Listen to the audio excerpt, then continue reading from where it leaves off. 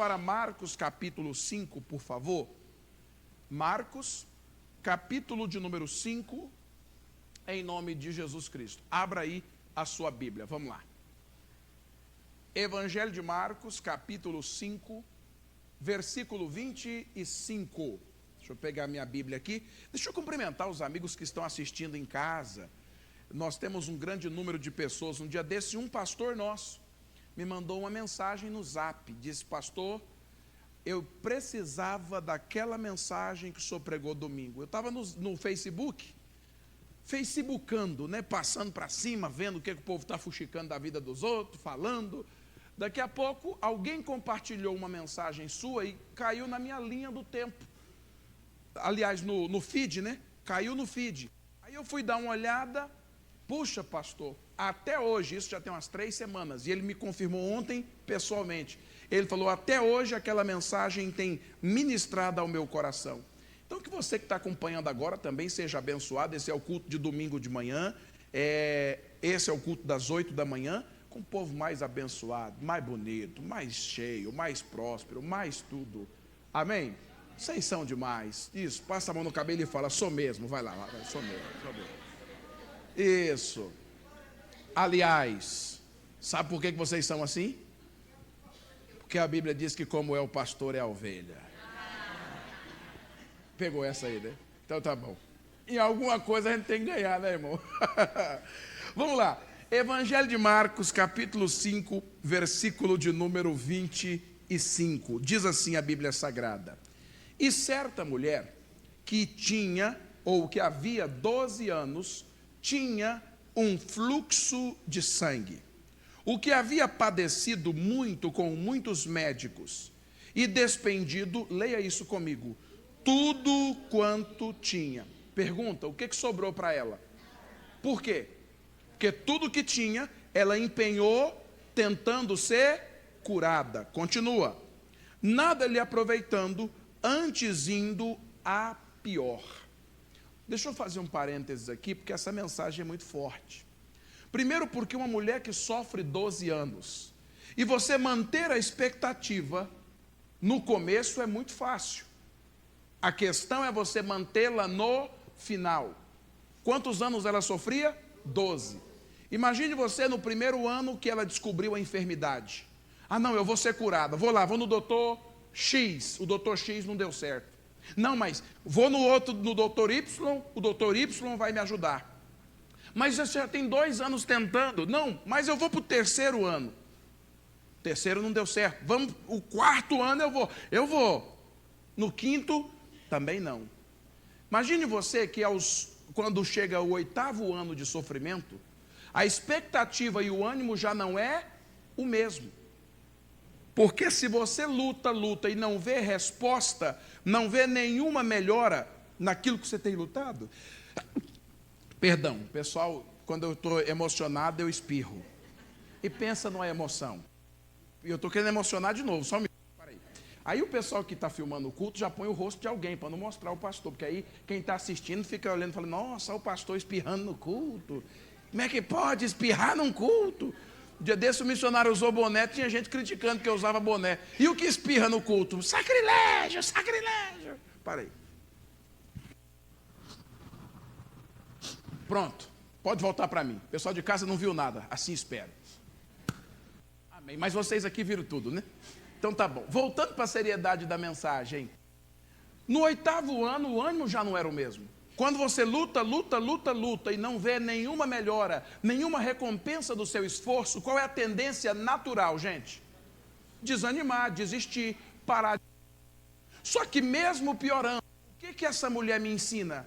Tem que continuar tentando. Porque uma hora a luz vai brilhar. Uma hora, em algum momento, algo vai acontecer. Porque a pior derrota é quando alguém para de lutar. Você não é derrotado quando resultados negativos ou resultados adversos te encontram no caminho. Você é derrotado quando para de lutar. Suponhamos que você tem um problema no casamento, vício, gente com a cabeça virada, incompatibilidade de gênio, as ideias já não batem. E aí você diz: pastor, mas já tem 3, já tem 4 anos que eu estou lutando. Isso mesmo, você está lutando. Agora, se você disser, a partir de hoje o nosso casamento acabou, você foi derrotado porque tinha um problema ou foi derrotado porque desistiu? Porque desistiu. Essa mulher, embora 12 anos piorando, ela não era derrotada. Por quê? Porque ela continuava lutando. Essa é a primeira dica hoje para você. Continue lutando mesmo que tudo esteja piorando. Continue lutando mesmo que não haja resposta daquilo que você tem buscado.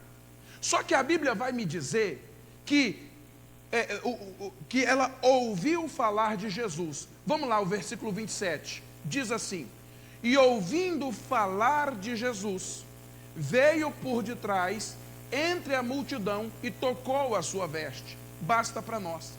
Olha que lição poderosa essa mulher vai me ensinar.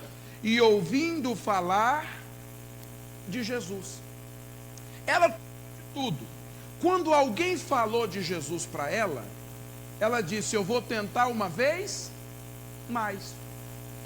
Isso aqui é muito importante para a gente, porque toda mudança em Deus, todo milagre que Deus vai fazer na minha e na sua vida, ela começa por aquilo que eu vou ouvir, por aquilo que eu ouço, por aquilo que eu escuto. E isso é muito importante para a gente, por quê? Porque talvez existem bênçãos que não foram destravadas na sua vida, porque está faltando ouvir mais. Mas não é só de ouvir, ouvir para aprender. O que essa mulher ouviu falar de Jesus, ela não tinha ouvido de mais ninguém. E ela aprendeu alguma coisa. Quando ela ouviu, olha o que aconteceu. Vamos para o Evangelho de Mateus, capítulo de número 9, que vai contar o mesmo caso. Esse aqui é Marcos. Marcos conta da forma com que ele viu, com que ele aprendeu. O Mateus vai nos contar algo e ele traz uma informação que é importantíssima para a gente. E é nela que eu quero bater hoje a tecla. Quero chamar a sua atenção nessa informação. Mateus 9, 22. Vamos lá. Quem tem Bíblia, encontre. Quem não tem, eles vão colocar no plasma. Volta, por favor, é o 20. Volta para o 20. Diz assim, Mateus 9, 20. E eis que uma mulher, que havia 12 anos, padecia de um fluxo de sangue, chegando por detrás dele, tocou a orla da sua roupa. 21. Leia comigo bem forte, vai. Porque dizia consigo, se eu tão somente tocar a sua veste, o quê? Ficarei sã ou sararei. Para aqui um pouquinho. Primeiro a Bíblia diz que ela lutou 12 anos, mesmo piorando, ela continua insistindo. Aí a Bíblia vai me dizer que ela ouviu falar de Jesus. Meu irmão, tudo aquilo que eu escuto, logo eu vou crer. Tem até um ditado que diz que uma mentira dita várias vezes, a pessoa passa a acreditar naquilo como verdade. Por isso é muito sério a questão de ouvir.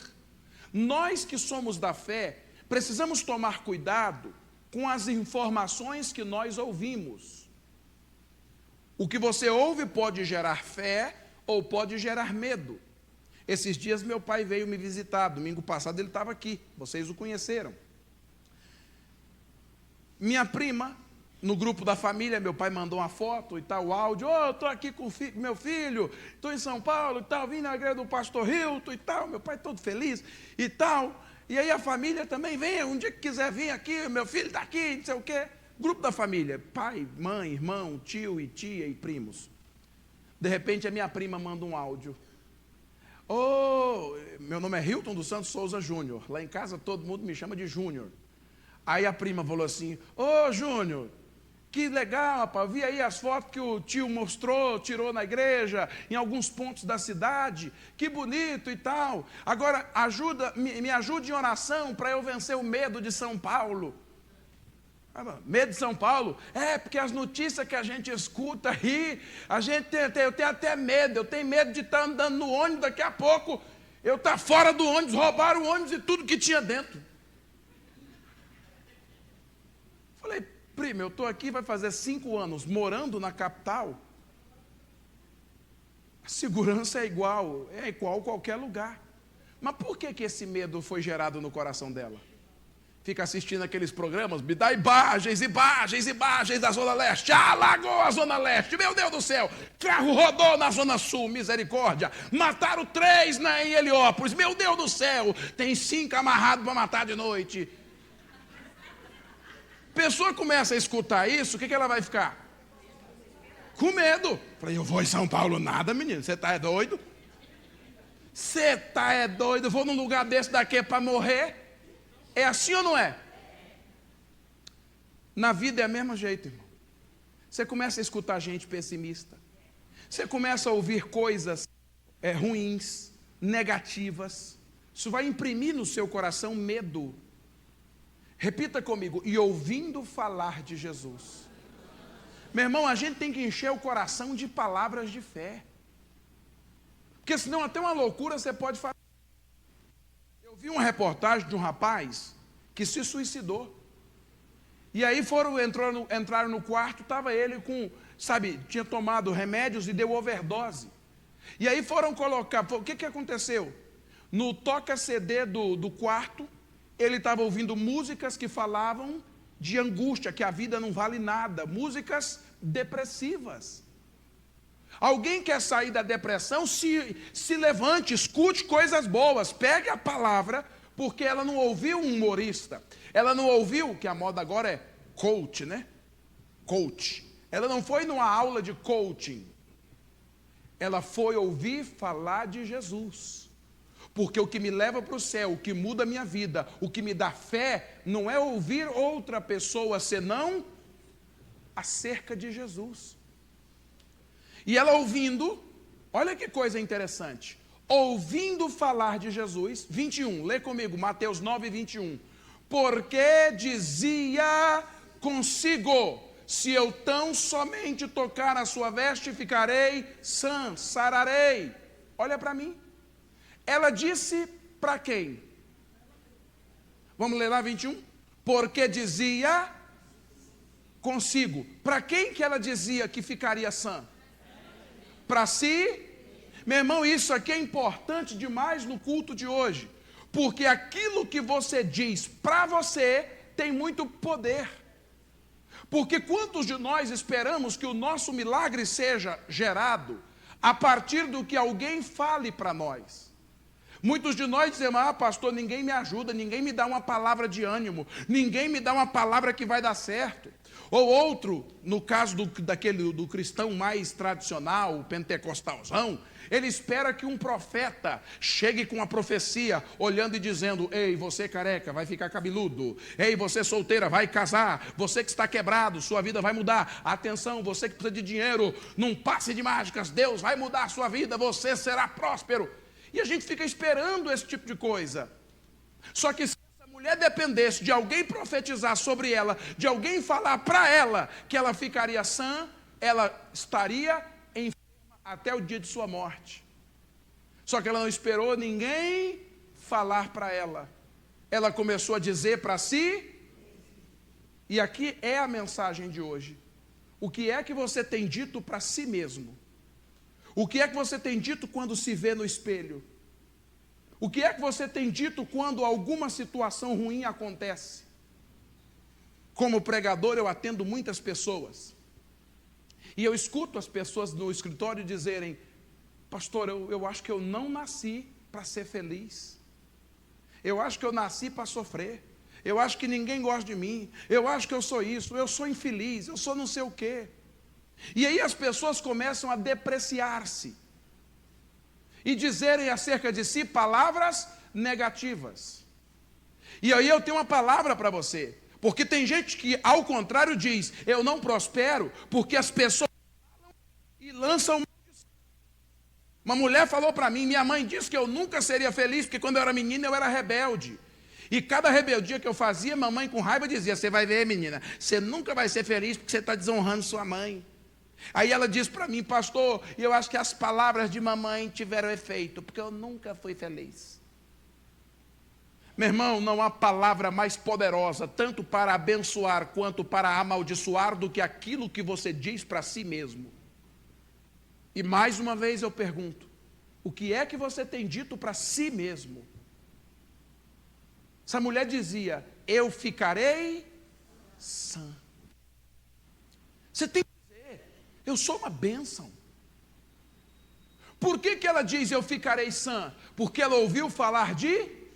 E quando a gente ouve falar de Jesus, a gente aprende a não olhar para aquilo que estamos vivendo, mas a gente aprende a olhar para aquilo que nós podemos ser em Deus. Eu ficarei sã. Essa situação vai mudar. Meu casamento vai melhorar.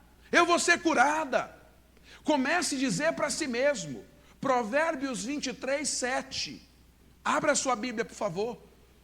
Vamos voltar aí já já. Olha que declaração poderosa nós temos em Provérbios 23, 7. Quando eu leio isso, eu falo: Jesus, misericórdia. Por isso que você tem que começar a mudar a imagem que você tem de si mesmo, irmão. Tem umas irmãs aí que, ai pastor, é que eu sou muito... Falei com uma moça, depressão num nível avançado. Pensa numa moça bonita, estava eu e minha esposa. Quando terminou o atendimento, eu falei para Renata, falei: você vê o que é o capeta? Minha mulher falou: moça bonita. Eu falei: linda moça. Mas na cabeça dela, eu sou magra demais, eu sou feia demais, eu sou esquisita demais. E nenhuma palavra que eu diga ou que qualquer outra pessoa diga vai gerar um milagre na vida dela, a não ser que ela comece a dizer para si mesma. Provérbios 23, 7 diz assim: porque como imaginou no seu coração, assim é ele. Olha para mim, só isso. O que Provérbios 23, 7 está dizendo? Como eu imaginei, assim será. Qual é a imagem de si mesmo?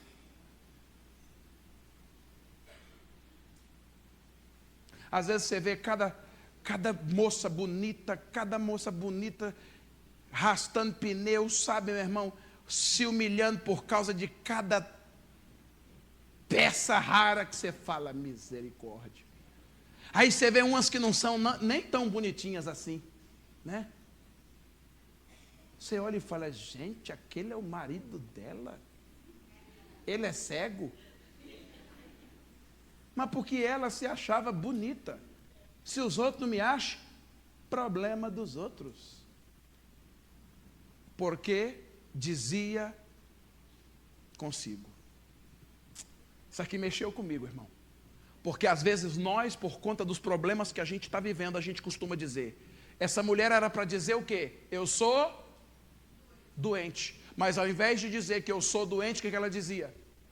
Eu serei curada. Pare de dizer o que você está vivendo e passe a dizer aquilo que você quer viver, irmão. Passe a dizer aquilo que a Bíblia diz que você vai viver. E aí a Bíblia diz, volta lá por favor, Mateus capítulo 9, onde nós estávamos. Porque dizia consigo: se eu tão somente tocar as suas vestes, o quê? Serei. Meu irmão, quando a gente passa a viver pela palavra, por aquilo que a gente ouve de Jesus, a gente vive melhor. A gente sabe quem é. Quando ela começa a ouvir de Jesus, ela começa a aprender quem ela poderia ser em Deus. O problema é que quando a gente não sabe quem é, a gente começa a ouvir todo mundo e duvidar de quem nós somos. E deixa eu fazer aqui dar aqui uma dica para alguns. A língua portuguesa é linda, porque há uma diferença entre ser e estar. Minha esposa ganhou um menino recentemente, está 50 dias a minha filha Heloísa. Por conta da gravidez, a médica chamou minha esposa e disse: ô Renata, você está hipertensa. Ela olhou e falou: como é que é isso? Não, você não é. mas por causa da gravidez, desenvolveu em você pressão alta. Você não é, você está. Na hora que a minha mulher falou isso para mim assim, eu falei, captei a vossa mensagem. Muitas vezes nós estamos e acreditamos que somos. Você está doente e acredita que é doente. Você está num momento mal, ruim, mas crê que é amaldiçoado. Quando ela ouve falar de Jesus, ela entendeu que ela estava doente, mas que não era doente. E aí sabe o que acontece? Ela começa a dizer, quando ela descobre quem ela era em Jesus, ela diz, ela mudou a realidade dela, eu serei curada. Sabe o que eu aprendo com isso? Lembra na tentação de Jesus em Mateus capítulo 4? Satanás chega para Jesus depois de haver jejuado 40 dias e 40 noites, diz assim a Bíblia, porque dizia, 40 dias e 40 noites, teve fome, e chegou-se a ele o tentador e disse, se tu és o filho de Deus. Daqui a pouco Satanás chegou e disse assim, se tu és o filho de Deus, pula daqui abaixo. Foi ou não foi? Jesus pulou? Jesus transformou água em pão, pedra em pão? Transformou? Por que não? Qual foi a tentação? Qual foi a proposta do diabo? Se tu és, ele transformou, ele pulou, por que não? Porque ele sabia quem ele era, irmão. E quem sabe quem é não precisa provar nada para ninguém. Pare de pensar e pare de ficar imaginando ou se preocupando com a opinião dos outros, com aquilo que os outros falam para você. É que me amaldiçoaram, pastor. O que gerou o milagre na vida dessa mulher foi o que ela disse para si mesma. Pare de ficar com essa bobeira aí que teve um pastor que me amaldiçoou. Eu sou amaldiçoada, pastor. Minha sogra me amaldiçoou. Então use as suas palavras para se desamaldiçoar. Porque a Bíblia diz que você é abençoado. E aí, para a gente terminar, 22, diz assim, e Jesus, voltando-se e vendo-a, basta. Jesus voltando-se e o quê? Olha que coisa importante tem aqui para a gente. Ela gritou, eu serei curada. Ela gritou? Ela dizia para quem? Para si? Se ela dizia para si mesma, como é que Jesus escutou, irmão?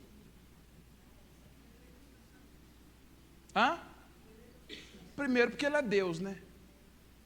Alguém mais escutou ela falar aquilo? Porque ela não tinha que provar nada para ninguém. Mas quem tinha que escutar?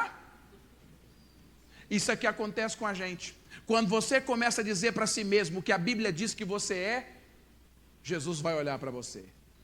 E não é só olhar por olhar, vai olhar para te abençoar, para trazer para você aquilo que suas palavras trouxeram no mundo espiritual. E aí diz, voltando-se vendo-a, disse-lhe, tem bom ânimo, leia comigo, vai. Tem bom ânimo, filha, a tua fé te salvou. E imediatamente a mulher ficou, olha para mim. A Bíblia diz que Jesus, ao olhar para ela, disse, tem ânimo ou bom ânimo. Mas ele chamou ela de quê, irmão? Não ouvi? Eu acho que eu estou meio ruim de ouvido. Jesus chamou ela de quê? Irmão Ailton, ela chamou ela de quê? O escritor de Mateus, o escritor de Marcos, chama ela de quê? Não. Mulher o quê? Enferma. Mulher hemorrágica. De que o escritor chama ela? Mas quando chega a vez de Jesus falar com ela, Jesus chama ela de quê? Pare de ficar se importando com o que é que as pessoas estão lhe chamando. Pare de se importar com a opinião dos outros, irmão. Pare de se importar com o que as pessoas falam. Está todo mundo falando que eu sou feio, pastor. Se eu fosse ligar para todo mundo que fala que eu sou feio, eu estava morto. Até aqui eu sofro bullying. Domingo passado minha esposa veio. Hoje não veio porque a criancinha foi dormir às 4 da manhã. Pensa numa luta. Já chegou causando. A Heloísa, a Renata veio a Renata, a Heloísa e o meu filho, o Neto, né? Quando eles entraram na frente, tinha um grupo de irmãzinha lá com bem-vinda. Falei, nossa, que bonita. Eu estava junto, falei assim, eu sou o pastor da igreja. Hoje, a hora que eu cheguei, tinha 3 irmãs e um irmãozinho na porta. Quando eu entrei, até baixaram a cabeça assim. Falei, rejeitado na própria igreja, você vê aqui. Tô brincando, irmão. Só que a gente fica preocupado, porque não riram para mim, porque não me deram bom dia. Ah, pastor, porque eu chego na igreja, as pessoas olham para mim, mas olha porque tem olho, irmão. Se fosse cego, não olhava. Um dia a irmã falou comigo, ai pastor, eu entro no meu trabalho, todo mundo olhando para mim. Falei, senhora trabalha onde? No lugar de cego? Não. Falei, então, tem que olhar para a senhora mesmo. Pare com isso, irmão. Agora eu tenho uma notícia para você, mais importante do que como as pessoas te chamam, como as pessoas te veem, é como Deus te vê. É a única opinião que me importa, porque é a única opinião que vai me abençoar. Pare de se preocupar com a opinião dos outros. Ela disse para si mesma, Jesus vendo-a, filha, estás livre. Agora, toda pessoa, quando se encontra com Jesus, a vida muda. Como é que chamavam ela? A mulher hemorrágica. E depois? Como é que você acha que chamariam essa mulher? Ela foi curada, não foi? Imagine você uma semana depois. O Mateus, um exemplo, estou conjecturando. O Mateus e o Marcos a encontrassem na rua, eles chamariam ela de quê? Não, a curada. Ah, essa aqui é a curada. Diga amém. Meu irmão, quando a gente começa a mudar a percepção que temos de nós mesmos, a imagem que temos de nós mesmos, quando começamos a dizer para nós mesmos que somos uma bênção, a opinião das pessoas acerca de nós vai mudar. O principal responsável pelo seu sucesso é você. Mas tudo começou quando aquela mulher ouviu falar de Jesus. Se alimente de fé. Eu queria orar com você. Fique de pé em nome de Jesus.